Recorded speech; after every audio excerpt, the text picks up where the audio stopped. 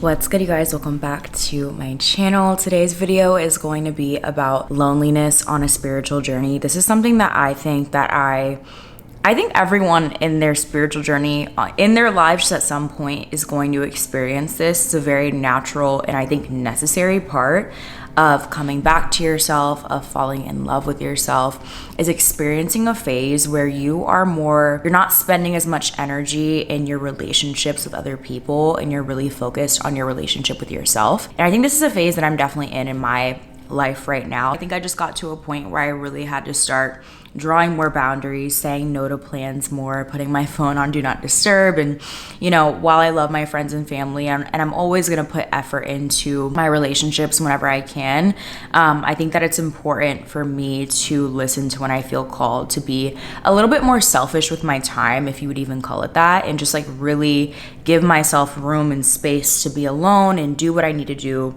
on my own. I know that this is definitely for a lot of people, this can be a very difficult kind of like phase of your journey because it can feel very lonely. Like when you feel called to spend more time by yourself, or maybe you're just in a phase in your life where you want to be more around more people, but you just physically feel like you can't, or you don't have people in your life who you really connect with or whatever. As hard as these phases may be, I think that they really give us a chance to learn how to fall back in love with ourselves, how to really see God within ourselves. I'm a firm believer in the fact that relationships, whether it be romantic or platonic, even family relationships, it gives you a chance to experience God. Like I say in all my videos, I feel like we are all physical embodiments of God, and we're just experiencing this earthly existence in order to remember that we are just all God in disguise, and love is just God in disguise, right? So when you're experiencing a relationship with someone, or you have your friends or family, whatever, that love that you are experiencing is an example of God, and you're witnessing what God is firsthand. And while that's very beautiful and important for us to experience, we also have to experience and recognize the fact that God exists within us. And God exists in every single moment in our day-to-day lives. Even when it's just you and you're sitting by yourself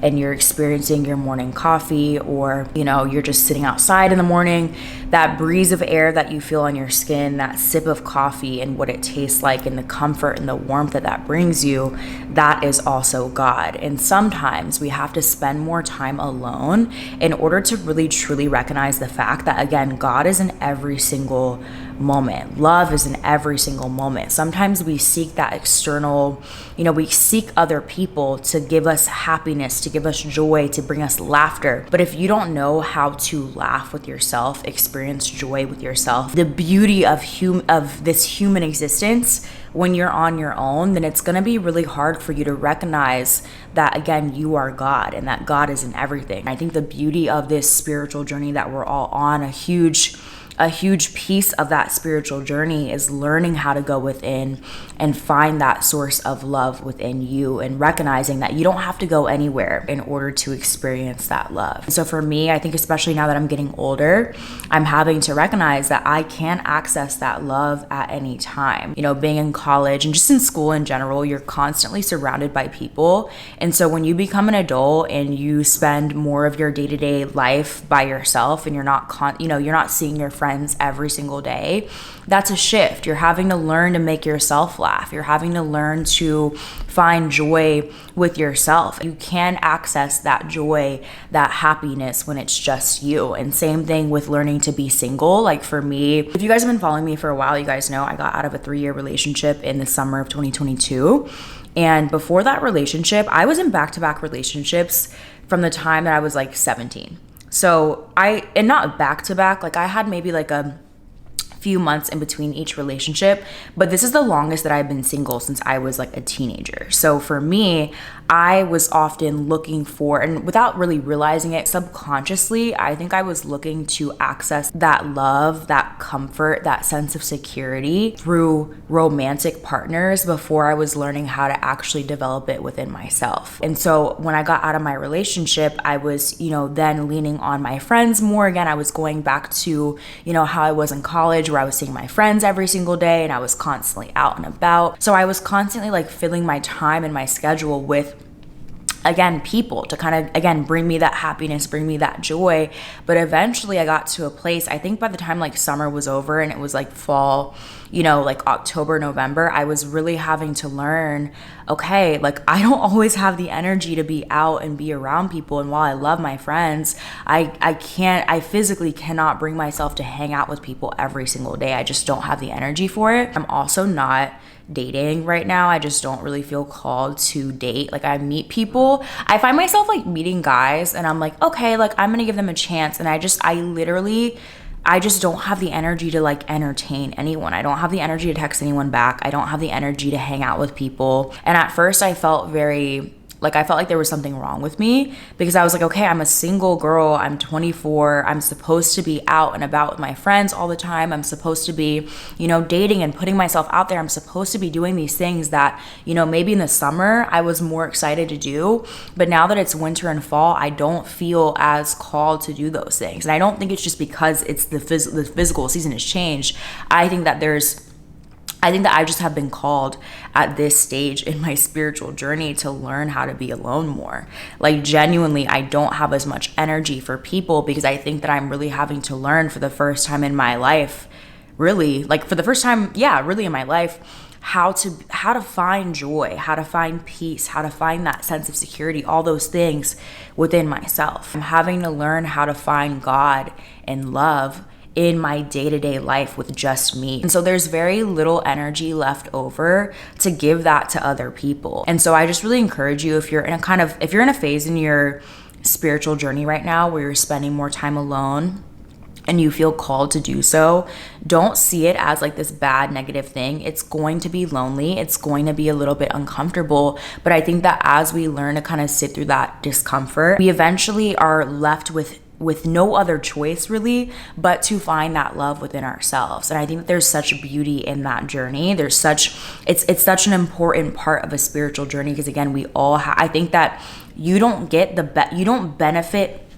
the most from relationships with other people until you've really learned how to find that source of love within yourself. I think finding that love within you first before you go out and try to find it through other people or even try to give it to other people, you're approaching love and you're approaching your other relationships as someone who...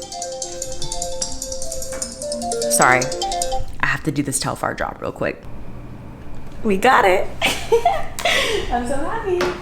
Sorry, I really want to get that duffel bag. Anyways, what I was going to say was, I think that it's important to recognize that when you can find that love within yourself, you're experiencing relationships as a more whole person. Like you're coming into relationships as someone who is not relying on someone else in order to, again, access that love within yourself. You're not relying on someone else in order to feel fulfilled, in order to feel happy. And what happens naturally is you begin to experience life from a whole new lens. So instead of waiting for someone to be available or able to take you out on a date or to go somewhere with you, you're able to take yourself out. Or instead of waiting for someone to give you a hug and make you feel comforted and warm, and you can cuddle up with yourself, you can hug yourself. I know it sounds a little bit silly, but sometimes I will literally massage myself, because I find myself, I'm like, oh, I wish I had someone here to you just want that affection sometimes, and it's so normal and natural. But I think sometimes we forget that we can give ourselves that love. You can talk to yourself and love on yourself. You can give yourself positive affirmations. You can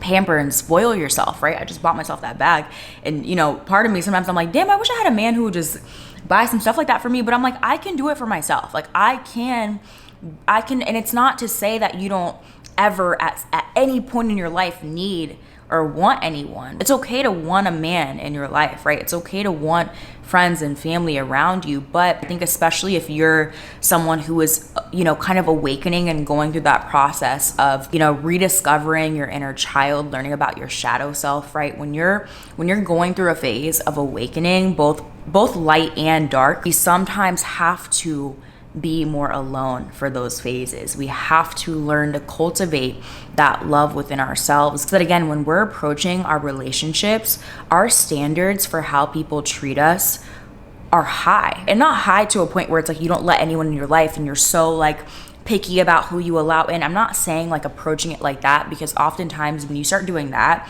you start over isolating yourself, and you don't want to get to that point.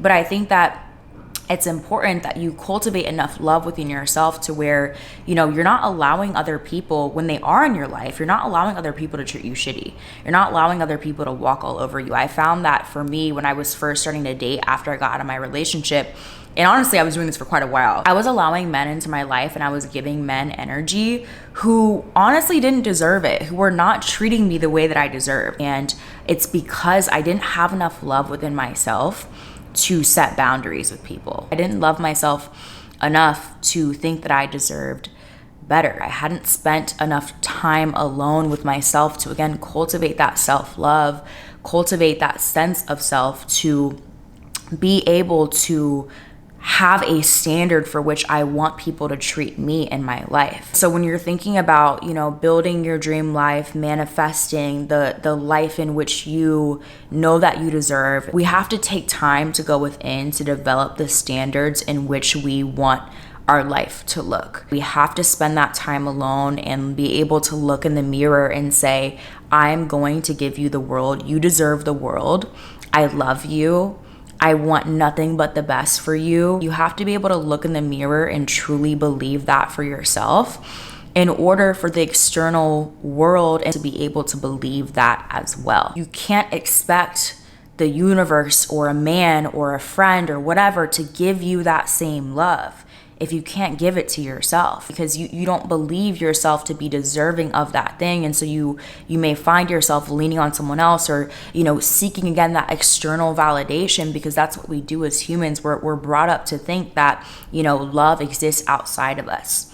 But really, truly, love exists within you. And when you learn to cultivate that love, and when you learn how to access that love that is naturally inside of you, when you spend some time alone and really learn how to do that, you start to be able to create a world in which, love comes to you more naturally. When you feel that call, when you feel that pull to give yourself that space, just give it to yourself. Lean into this phase. Don't identify with it too much. If you find that next week or tomorrow you want to be around people and suddenly you're just in a really social mood, then do that, right? Don't get too trapped in this identity of like, oh, I'm in do not disturb mode or what. Like sometimes we trap ourselves, and that's how we tend to over isolate, because we think that, this whatever phase or whatever thing we're feeling right now is going to be forever. But if you're not dating right now, it doesn't mean you're going to be single for the rest of your life. If you're not hanging out with your friends a lot right now, it doesn't mean that you're going to be lonely and not have friends for the rest of your life, right? Like lean into this experience if you feel called to be a little bit alone right now, and observe whatever lesson it's teaching you, because chances are there's a really valuable lesson that you're learning through this phase of solitude right now. And as long as you're being present in that and not fighting it, you're gonna come out of it with something positive. It might be uncomfortable, but there is so much beauty and so much growth and so much love that is going to come out of whatever phase or period of your life that you're in right now, right? So hopefully this was helpful, you guys. Hopefully this resonated in some way. Sorry, I feel like I'm like losing my voice, or like I'm just unable to talk at this point. But I love you guys so much. I hope you guys are having an amazing week. And yeah, I will see you guys in the next video. And before we go, I do want to thank today's video sponsor, which is Squarespace. You guys know I love working with Squarespace. I have a Squarespace website myself, and I always like sharing them on my channel because I know a lot of you guys are wanting to build an online presence, whether you have a business or maybe you are a content creator. And Squarespace really is the one-stop shop for doing it. They make it incredibly easy to build a website. They have amazing templates. They have blogging features if you have a blog. They also have payment features that make it really, really easy if you have some kind of good or service that you are selling to set up payments and quickly get paid. So I will be sure to leave a link to them down below if you guys want to check them out. Be sure to try a free trial with them first, and whenever you do want to purchase, you guys can use my link down below for 10% off. And yeah, thank you again to Squarespace for sponsoring today's video, and thank you guys so much for tuning in. I love you guys so much, and I will see you guys in the next one. Bye.